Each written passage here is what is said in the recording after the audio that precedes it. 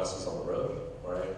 More frequency, more people on buses, right? And so while again I think we support electrification of the transportation space, and we've been doing that, we also know that just our bread and butter of just running buses, right, is probably one of the best climate strategies that we can have, right? And I think that as we talk to elected offices about our approach and the things that we want to do in bringing these kind of amenities to the communities, I think it's really resonating with folks. So I think that's kind of where I think we're at right now. I think it's something that we want to continue to push on, right? And I think it is something that we're also very much specifically looking at as part of our strategy for the Olympics as well, right? I think there's going to be an incredible amount of people here, and I think one of the biggest opportunities we have is to really leverage the game times to push out bus-only lanes and really get people where they need to be, because there's going to be so many more people in the region, not just coming because they have a ticket, but because they want to just come and party. So. And what about this enforcement pilot you guys are running as well? Can you talk about that? Yeah, so I think like anything, right? Like education, engineering, and enforcement, right? Like you can do the bus only lane, but if you're not actually enforcing the free flowing of the lane, then I think you're really missing. You're not bringing the whole picture together, right? And so, someone who lives not too far from here on Sunset Boulevard, for a long time I observed just, people just stop off and grab that coffee in the bus lane, right? Just real quick, we just park on the red lane and jump in. And while I think maybe it didn't matter in that part of the city as much because just the coming back from the pandemic, I think in key corridors, like when you look at Wilshire Boulevard that traverses the city, that's where we saw kind of the highest amount of infractions through our pilot. And again, right, like deploying, that's not necessarily where we want to be deploying law enforcement, right? Or even when we look at LADOT's parking enforcement officers, right? If we can work in partnership with the city to actually alleviate kind of their resource needs on that through the leveraging of technology, I think that's what we want to do, and that's what we've been seeing. And so I think, it's proven to be effective. We did a proof of concept last year, and I think we're looking at expanding that implementation and kicking that off sometime this spring. We'll say I took the 66 over here this morning from 9th and Hope, and it was on time and worked great, and so go buses. Jordan, enforcement, it's your favorite word, right? At Automotus anyways. What would you do, like if you were plugging into, a kind of problem like what Marcel is describing on Wilshire Boulevard? How does the work that you do kind of fit into a challenge like that? And what other kinds of challenges are you seeing with the cities you work with? Yeah, it's a great question. I mean, I think, raise your hand if you've ever gotten an automated ticket before for speeding, running red light, something like that. Now, keep your hand raised if you did it again in the same spot. All right, I see Matt's got a bad track record over there. Maybe to be expected. But anyways, it's about changing behavior, right? Like everybody, it's not about writing more tickets to generate revenue or anything like that, but it's about getting the kind of behavior that we want to make our streets accessible, functional, and really, work for everybody. And bus lane enforcement is a great example of that. And I think so often, many cities have designed the public right-of-way historically to support single occupancy vehicle. And that's created a lot of challenges, and we're now dealing with a lot of the consequences of that today. We do a lot of fixed camera enforcement for things like, on-street parking, bike lanes, bus stops. And what we see is that people don't follow the rules. People don't comply.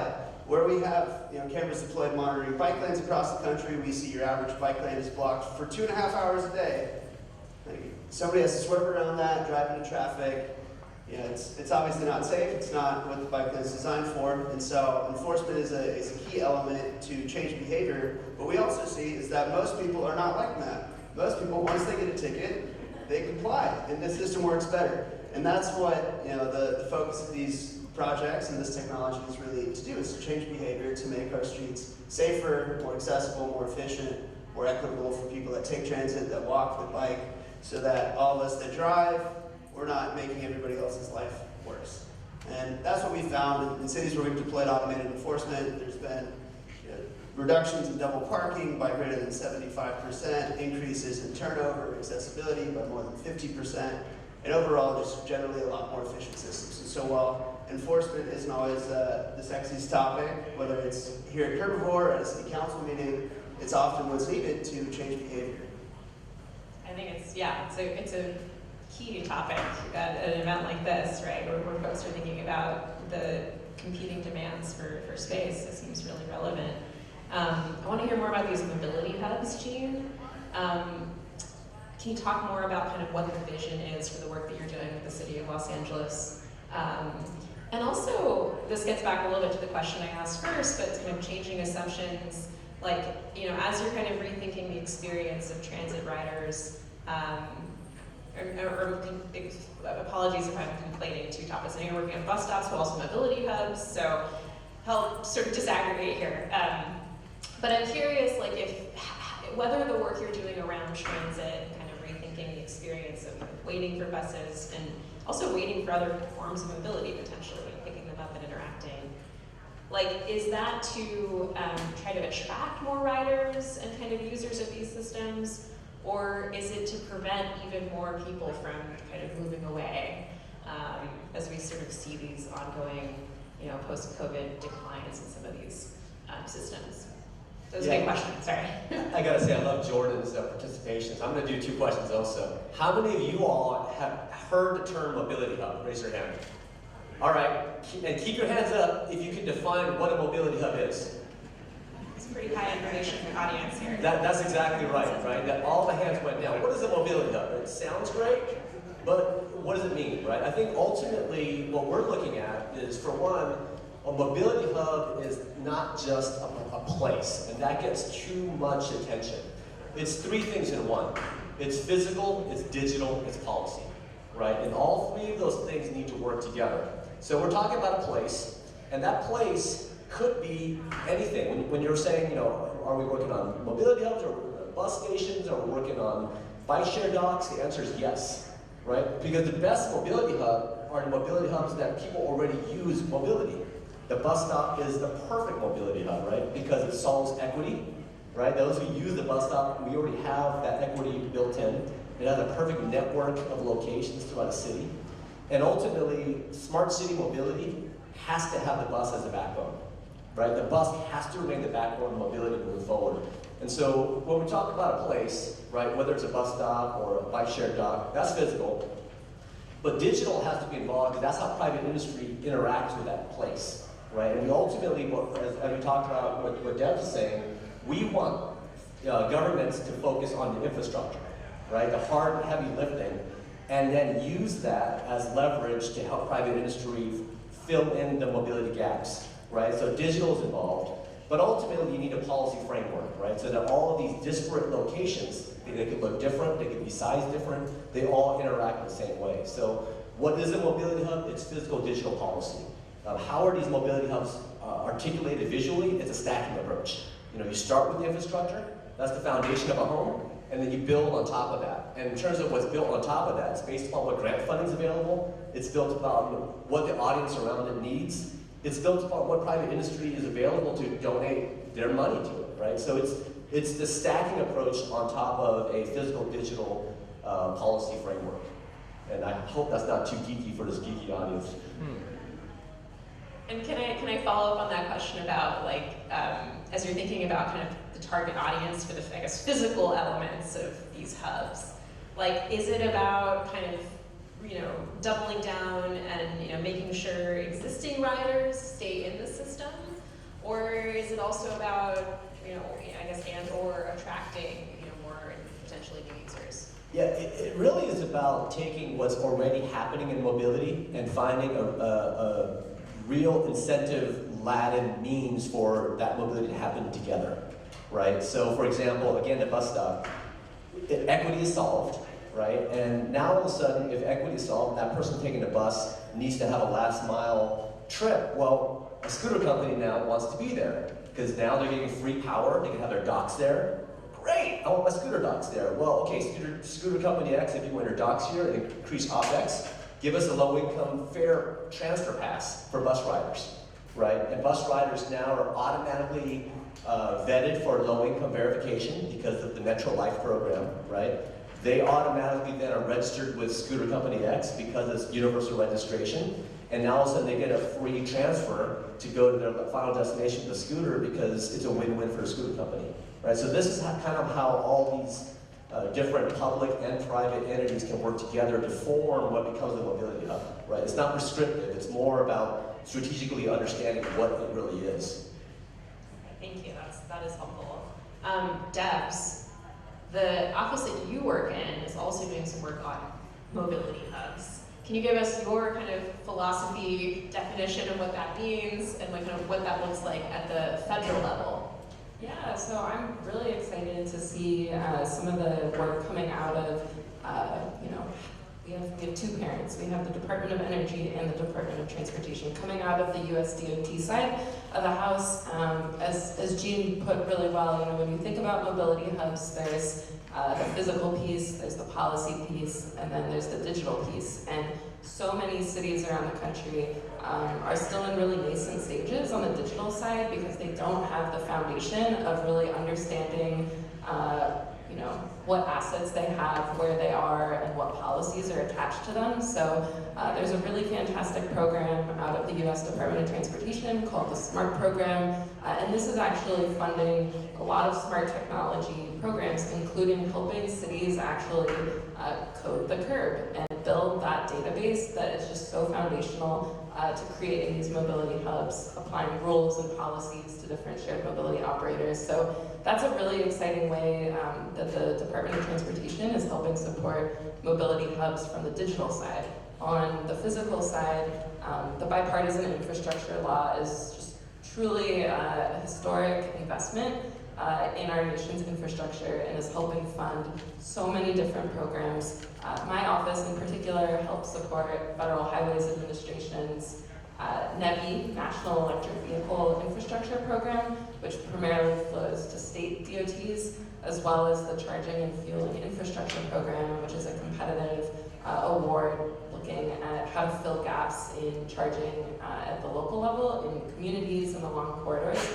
And those are really important programs to help support the mobility hubs. Again, kind of like what I said earlier and what Jean said, being able to meet people where they are and provide lots of options is how we want to think about how we electrify these places, and being able to trench once, which is about 80% of the costs in a mobility hub project. Just getting the power to a source is really expensive, and we want to do that once and then create these hubs that other modes can plug into and be electrified. So last year we had our first round of CFI funding, and we announced the awards earlier this year.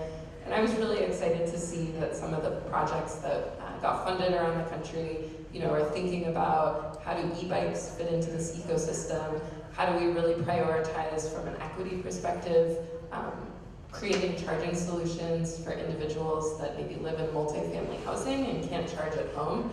That's a huge barrier. We know about 80% of charging happens at home. What do you do if you live in an apartment building and you don't have access to parking or off-street parking? Where are you going to go? So we have to think really creatively about that. Or if you're a renter, maybe your landlord won't let you install an EV charger. So a lot of the charging stations that we're helping deploy, really try to solve for individuals that can't charge at home. And I want to give a shout out to LA. They're thinking really creatively about how do you charge at the curb and do it in a strategic way. They're doing really cool work that plugs in literally to the streetlights here in LA, and that's a way to leverage existing infrastructure that's in the ground. The power supply is already there, and it's at a level that cars can pretty easily plug into. That's something that we're starting to see in a couple other places around the country as well, but there's a lot to learn. And I just kind of want to bring it back to what Justin was saying on the enforcement side. I think you rattled off a lot of different use cases for how to think about enforcement at the curb, but one that I think cities will really also need to look out for in the future is actually the enforcement of what vehicles are using curbside charging. There was a great article earlier this week, I think in Bloomberg, about New York City DOT's curbside EV charging pilot, and they're finding a big issue where people are trying to game the system, parking their internal combustion engine vehicle in the EV charging spot because there isn't parking available, and they just kind of park there, maybe pretend to take the plug and drape it on the car and just kind of hope that the parking compliance officer isn't looking closely to see, what is the combustion source of the vehicle. That's something we're going to have to think more about in the future as this transition to EVs happens, and we're kind of in that middle spot right now where, the transportation network is electrifying. Last year, over 1.4 million EVs were sold. We're starting to really hit that tipping point of people going electric, but there's still a lot of internal combustion engines on the road, and as premium, parking spaces go to support EVs and curbside charging, people are going to try to game the system, and enforcement will play a really important role. There's an amazing episode of How To with John Wilson, if anyone has seen this, about how to park your car in New York City, and it's just like this amazing mini video essay on just his neighborhood jockeying, every morning that street sweeping enforcement is happening, it's just wall-to-wall cars, people getting ready to get back to their parking spot that they've claimed for the last 25 years or whatever. So I'm not surprised to hear that New Yorkers are getting creative and unlawful in their search for parking. I want to hear a little bit more about the office that you work in, because it is really kind of unusual, I think, in the federal government. You described it to me as kind of a startup. And you do have this kind of joint role between transportation and energy that it puts you right at the focus of this electrification push that we've just seen Biden administration coming out on the EPA side with new tailpipe rules. Can you just talk more about the philosophy of this office at a high level, and also you mentioned LA, you mentioned some of the recent winners of the CFI grant. Can you just give more examples of specific cities or specific initiatives that you feel are really indicative of the kind of work you're trying to do? Yeah, so we are the joint office, and this is, as I said, it's sort of like a startup within the federal government, recognizing that some problems at the federal level are just too big for one agency to solve. And when you look at the Biden-Harris administration's really ambitious goals to build a national EV charging network of over 500,000 charging stations by 2030, decarbonize the transportation sector by 2050.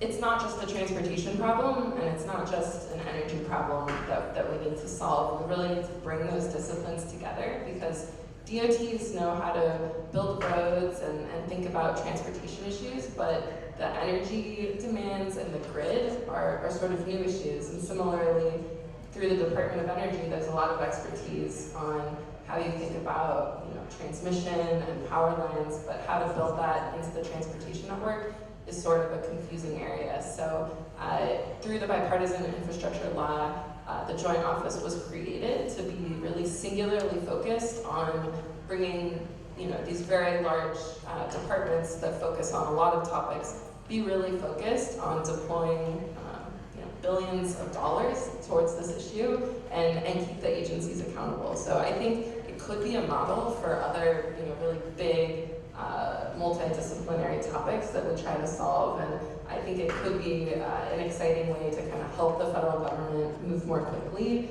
have a narrow focus, and kind of bring not just different public sector players together, but the private sector as well, and really help kind of get the right people at the table, because it's going to be public-private partnerships that make this work. So I'm really excited to be a part of the office. Our executive director is Gabe Klein, who many of you, I'm sure, may have met over the years. He's a really pioneering leader in shared mobility.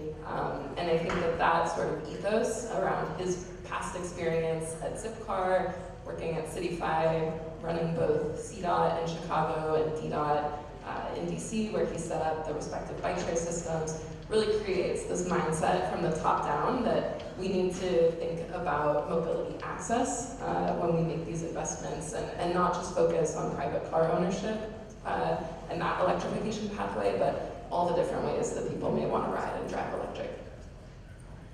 Marcel, while we're on the topic of EV charging, this might kind of span your experience both in Metro and the city of LA, but I'm sure many people in this room anyone who's tried to like plug in an EV to a public charger has probably run into some frustrations with just availability and functionality of some of these systems. And I'm curious if there are things that cities can be doing to support, and this, you could also respond to this, Jean, what cities and kind of public agencies can be doing to support the private operators that are supporting some of those systems?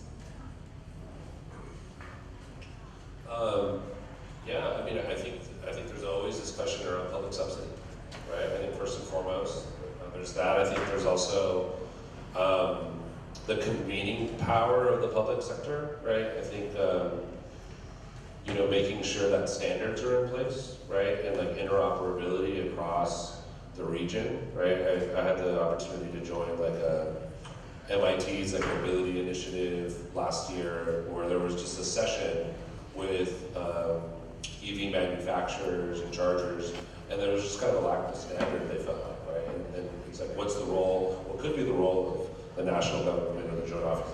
You guys are working on that right now, I think you are, in doing that, right? And so it is, what can you do at the local level? What do you do at the regional level? What do you do at the national level, right? I think what we've been through is like this this kind of first phase, maybe second phase of just charging deployment, right? Like, let's just get the infrastructure out there. Then you probably had like, oh, are we doing this equitably, right? So that, I think there's like another lens of that. When you talk about the multifamily question, like how does someone who lives in a multifamily charge access to an EV? So then you see like rebates for used EVs now starting to kind of be a thing. And then it's like just, and then the education piece, right? Like, so if you guys are familiar with the project that I was involved with when I was at the city around Blue LA, it was really around not just creating a car sharing program.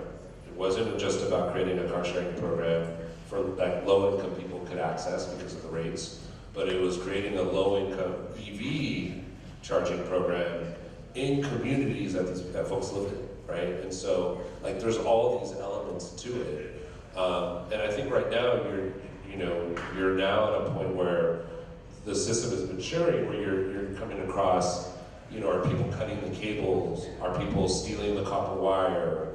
Are people, trying to game the system? So I think there's been a lot of like little individual work that's happening, and I think it's probably like this next phase or push for folks to really start to kind of create like the next vision of what that looks like in that implementation. Going back to just the example of how we're learning as cities, I know that if you remember from, Blue LA had 2 iterations. One, it was a French operator out of Paris that did global operations. And then the latest iteration has been a US-based company that most of its experience was in off-street lots, right, shopping centers, et cetera. And so when you even just think about the industrial design of these things, you had a French company. If you've been to Paris, the Parisians are ruthless to their public infrastructure. And so like the initial rollout of charging on-street charging infrastructure in LA was like this like brutalist charger that the cables retracted because they knew like, can't poke my head out, like once the charge is done, get back in there. And that's something that I think is just an evolution of the industry, right? And so like beta testing, but if like as a public provider, you're executing a contract with a vendor and you're not saying that you have the right, like you're not putting these like, metrics in place of uptime, and then they're coming back to you and saying, hey, well, my cables got cut, and I don't know if we should go into that neighborhood. It's like, no, like, that's on you. You know what I mean? And like, let's try to work together and try to engineer an equitable solution, but it's not just, how much of the responsibility should they be taking on as well? If I could just jump in really quickly. Marcel mentioned the challenge of vandalism and cutting cords at EV chargers, and this is something we're seeing across multiple projects we're helping support. And I think there's an opportunity to test new models for providing public curbside EV charging. So the Joint Office is actually working with It's Electric, who's got a booth out there. If you haven't seen it yet, they have a really interesting hardware solution to public curbside charging that uses something called bring your own cord, where the cord doesn't actually live out on the street and get subject to weather and land in the bike lane and cause accessibility issues. It's very common in Europe, and people actually just keep a cord in the trunk of their car, and then when they pull up, they get the cord out and plug it in. That's not really common here, but we think it may help support some of these vandalism and theft issues, and it may provide a new operating cost that might be more financially sustainable. So they're going to be rolling out a pilot program in 4 cities across the country this year, and we're really excited to learn more about that. Who is that? It's Electric. It's Electric. That's really interesting. We have just a few minutes left, and I want to touch on another really important aspect of curb life, sidewalk life, and that is walking, which is my favorite way of getting around. And just like bring in the very real fact that we're still seeing pedestrian deaths at a very high level. I believe here in LA they're up 81% since the start of Vision Zero in 2015. Statewide they're still up since pre-COVID. And I want to bring you back in, Jordan. How does pedestrian safety factor into the enforcement work that you do? Yeah, I mean, it's at the core, right? I mean, I think for a lot of cities, number one priority in transportation is to make safe streets that people can walk on, bike on, drive down, and not feel like they could die or they lose a loved one. And it's a key element to make sure that people are following the rules of the road. So there's been it's a tough problem to solve when you have administration turnover every 4 years and you get new mayors who may completely destroy a Vision Zero department that the last administration entirely focused on, and they no longer invest in deploying bike infrastructure, protected bike lanes, or protected crosswalks, or removing parking right next to an intersection. There's a lot of very clear policies that have worked for a number of cities. Hoboken, I think probably a lot of people in this room had, I think, 0 fatalities for the last 7 years, and they made a lot of relatively simple changes. Just removing parking near intersections, slow streets, protected bike lanes, things that slow down drivers, and obviously automated enforcement is a key element of enforcing some things where people don't comply, but it takes a concerted and an effort where everybody's swimming in the same direction or rowing in the same direction, which is not always the case, but certainly a lot of good work, and I think progress being done holistically that will be replicated across the country. But it's not a 2 steps forward, 0 steps back kind of situation, unfortunately. We have 1 more minute left. Any closing thoughts anyone wants to make before we wrap up? Well, I just want to invite us to think about what's really possible. I know a lot of times it seems like a chicken egg thing, and it seems like a really impossible task, but I want to remind us about Amsterdam, right? It's of course a shining beacon for all of us bike nerds. It's like the bike mecca. But we want to remember that when it started in the 70s, it was a car-centric community. Amsterdam was car-centric. It was post-war, just like in the United States. Everything was designed for a car. What happened? Concerned moms. A couple of deaths, children, and concerned moms are the ones that forced this into the attention. Politicians took that movement and created infrastructure, and now we look at Amsterdam being a bike community. We're like, of course, it's logical, but it can't happen here. Of course it can happen here. It starts with understanding that this really is about combining physical digital policy and infrastructure and the movement can make change. And I think with the new technology coming, we can't change infrastructure overnight, but we can change the digital means to change policy means to make physical structures turn into new developments. So for example, LA Express Park is 37,000 meters, 34,000 of them are connected to the internet. Imagine those parking meters with one press of a button becoming loading zones. Now imagine that impossible amount of curb space being used for single occupancy vehicles are now being used for Ubers and Lyfts and pooled rides. It can happen overnight with a concerted dedication between politicians and private parties. This stuff can flip because technology is growing at that pace. So I'm very optimistic, and I think we seriously can make this happen. Yeah, I just have Wait, okay, we're out of time, but quickly, yeah. a couple seconds. Just because a lot of the work that I get to be involved in is around the Olympics and thinking about, something that is, 1,550 days away or something. And like, I think it's now in the forefront of people's minds because the mayor was just in Paris. Paris's Olympics are happening this summer. And I would just take the opportunity, for those of you who are here because you're civically engaged, like you're trying to find solutions to problems. I would say that, when I talk to people about the Olympics, there is like no cavalry, right? There is like no one that's going to come and say, here's what would you like in your, everyone has to do that, right? Everyone has to look at it from an entrepreneurial perspective, where are the opportunities that you can go into from your product perspective, from your neighborhood, from letting your council member know, those are the opportunities I think that will exist to really try to kind of what is the legacy you want to leave, right? Or that the Olympics and look, there's going to be, nothing's perfect, right? I don't think we're in a position where the luxury to say that it's not coming, it's coming, right?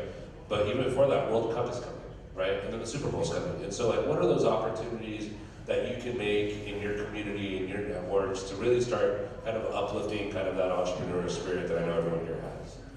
Great call to action to end on. Thank you so much, everybody.